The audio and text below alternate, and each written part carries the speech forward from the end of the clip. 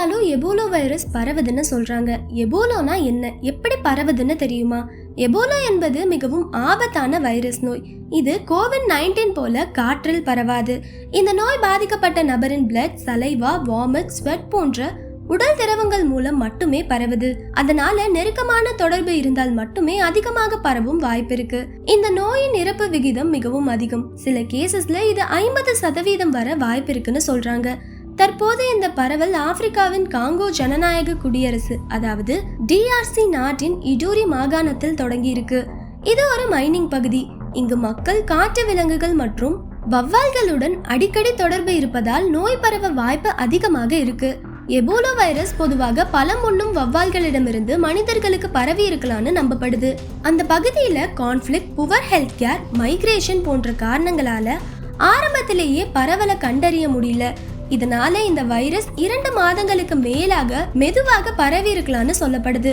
முதல்ல இந்த தொற்று குடும்ப உறுப்பினர்கள் மற்றும் நெருக்கமானவர்களுக்கு பரவி இருக்கக்கூடும்.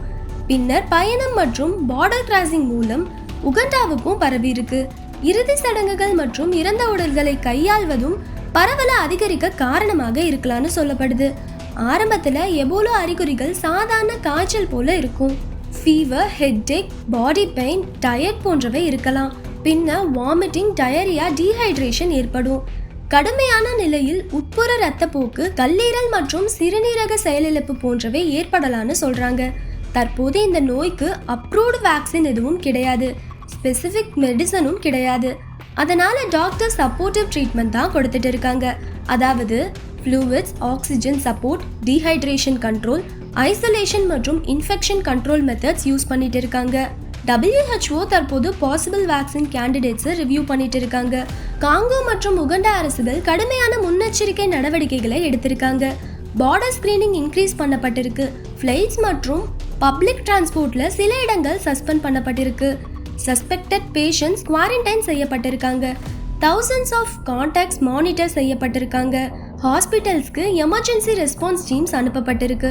உலக சுகாதார அமைப்பு இந்த நிலையை மிக முக்கியமான பொது சுகாதார பிரச்சனையாக கருதுது. எபோலா புதிய வைரஸ் அல்ல. இது முதலில் 1976ஆம் ஆண்டு கண்டறியப்பட்டிருக்கு. காங்கோ நாட்டில் பல முறை இந்த நோய் பரவி இருக்கு. 2014-16ஆம் ஆண்டில் மேற்கத்திய ஆப்பிரிக்காவில் ஏற்பட்ட பெரிய பரவல் உலகையே அதிர்ச்சியடைய செஞ்சிருக்கு. அதுல 28,000 கேஸ் பதிவு பண்ணப்பட்டிருக்கு. அதுல 11,000க்கும் மேற்பட்டோர் உயிரிழந்திருக்காங்க. சமீபத்திய தகவல் படி 867 கேஸ் பதிவாகியிருக்கு. அது மட்டும் இல்லாம 204 மரணங்களும் பதிவாகியிருக்கு. உகண்டாவிலும் உறுதிப்படுத்தப்பட்ட வழக்குகள் இருக்கு. நிலைமை இன்னும் முழுமையாக கட்டுப்பாட்டுல இல்லைன்னு WHO எச்சரிச்சிருக்காங்க.